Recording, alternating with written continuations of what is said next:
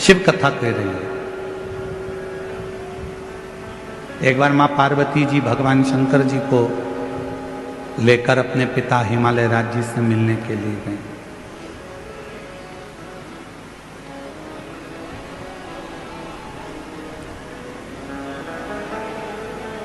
और माता पार्वती जी भगवान शिव को लेकर जब अपने पिता हिमालय राज जी से मिलने के लिए गई तो हिमालय राज कहीं गए हुए थे।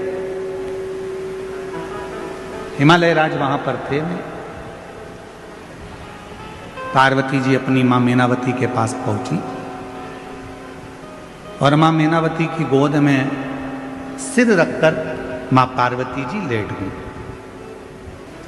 कुछ देरी हुई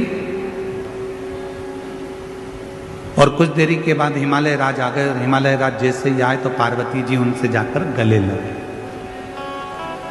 शिव महापुराण की कथा कहती है बेटा मां को प्रिय होता है और बेटी बाप को प्रिय होती है। बेटी की प्रियता बाप को, बेटे की प्रियता मां को।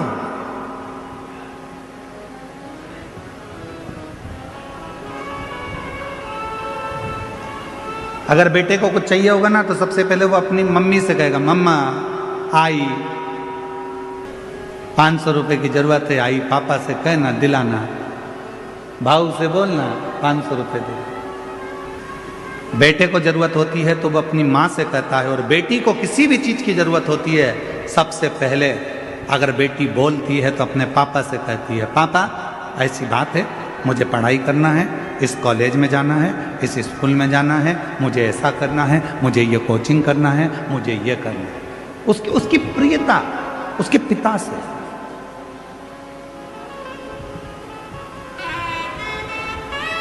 दुनिया के लोग कहते हैं कि बेटी की विदाई में सबसे ज्यादा मां रोती है, पर शिव महापुराण की कथा कहती है कि बेटी की विदाई में सबसे ज्यादा रोता है तो उसका बाप रोता है, उसका पिता।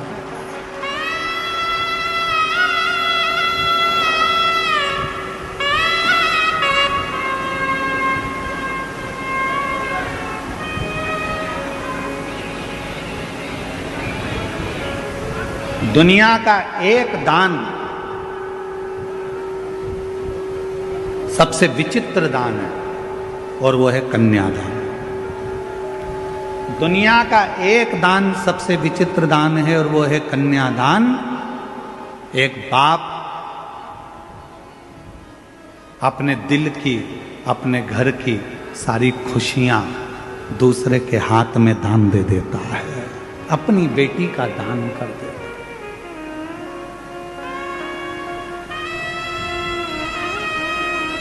दुनिया का सबसे विचित्र दान है कन्यादान, जिसमें एक पिता अपने घर की सारी खुशी एक दूसरे के हाथ में दे देता है। कन्या दान देने वाले ने तो दे दिया, पर दान लेने वाले ने उसको समझा कि नहीं समझा ये पता नहीं। जितने बैठे हो सकता है हमारी बात का आपको बुरा लग जाए, और लग जाए तो लग जाए, पर शिरडी में कहकर जरूर जाऊंगा। जितने बैठे हो और जितने आस्था चैनल पर कथा श्रवण कर रहे हो, जितने फेसबुक यूट्यूब पर सुन रहे हो, जितने सोशल मीडिया पर कथा सुन रहे हो सकता है हमारी बात का आपको बुरा लग जाए, पर कहूंगा जरूर।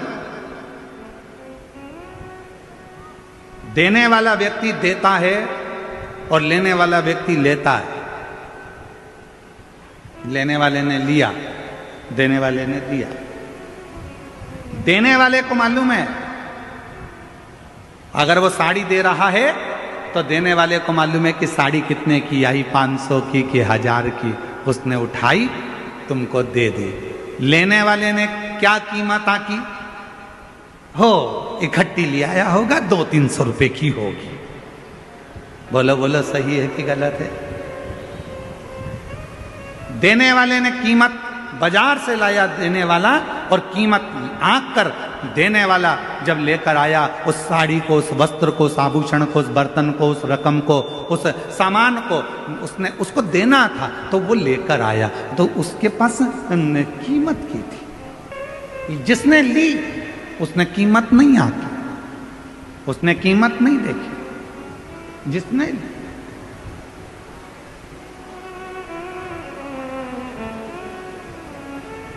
शादी में कौन कौन गया है? किसी की शादी में गए हो कभी? अरे हाथ तो उठाओ जरा। गए हो सब लोग शादी में? अगर शादी में गए होगे तो लिफाफे में पैसे डाले थे? अरे बोलो तो जम के। डाले थे? ठीक है। लिफाफा कितने का आया था? 2 रुपए का? 5 रुपए का? पैसे का तो आया था कि नहीं आया था, ये बताओ पहले तो। 2-5 रुपए का लिफाफा आया होगा, तुमने उसमें 500-1000 रुपए डाले होंगे, पॉकेट में तुमने पैसे डालकर शादी वाले को दिए होंगे, तुमने वो लिफाफा 5 रुपए का खरीदा, सुंदर से सुंदर खरीदा कि अपने रिश्तेदार की शादी है, अच्छा दूंगा, 5 रुपए का लिफाफा खरीदा और तुमने उसमें 1000-2000 रुपए रखकर दिए। अब लेने वाले ने तो केवल अंदर से जो 1100 रुपए थे, 500 रुपए थे, वो निकाले और उस लिफाफे को उठाकर फेंक दिया। उसने उसकी कीमत समझी क्या? उसने उसकी कीमत जानी क्या? देने वाले को मालूम है कि कीमत कितनी है,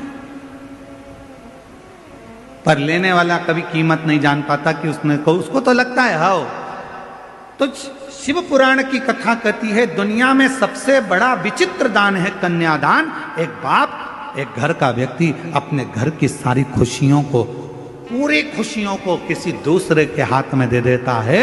अब लेने वाले के ऊपर निर्भर करता है कि वो कीमत क्या जाने कि एक बाप ने अपनी पूरी खुशियां दे दी, तो तू उसको समझेगा कि नहीं समझेगा। एक लड़की को लेकर जा रहा है, धर्म पत्नी बनाकर लेकर जा रहा है, उसकी कीमत को तू समझेगा कि नहीं समझेगा, ये तेरे ऊपर निर्भर करता है,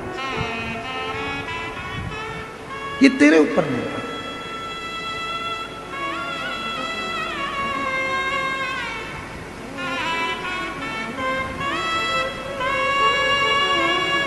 पार्वती जी मां की गोद में सिर रखकर सो रही थी और माता पार्वती जी जब अपनी मां मैनावती की गोद में सिर रखकर सो रही थी, पिताजी हिमालय राज का आगमन हो गया और जैसे ही हिमालय राज का आगमन हुआ तो पार्वती जी दौड़ पड़ी, अपने पिता से गले लगने के लिए दौड़ी मां पार्वती, गले लगी।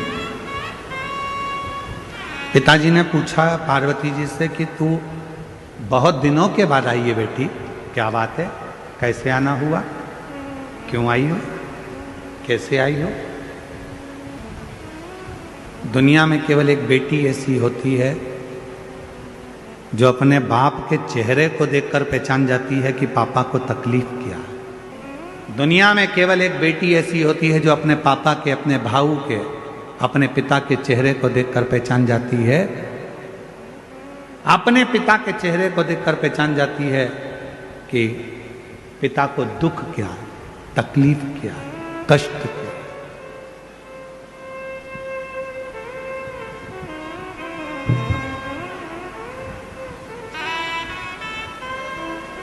पिता को देखकर समझ जाते हैं।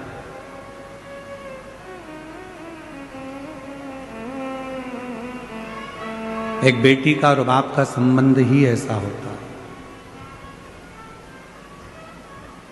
बेटी बाप का चेहरा देखकर पहचान जाती है कि पापा को तकलीफ क्या है, और बाप फोन पर भी अगर बात करेगा ना बेटी से तो समझ जाएगा कि मेरी बेटी को तकलीफ क्या है। ये संबंध है, एक पिता का और पुत्री का संबंध, एक बाप और बेटी का संबंध। समझ जाए। बस जैसे एक पिता अपनी बेटी के मुख से शब्द सुनकर समझ जाता है कि इसको तकलीफ क्या है, एक बेटी अपने बाप का चेहरा देखकर समझ जाती है कि तकलीफ क्या है।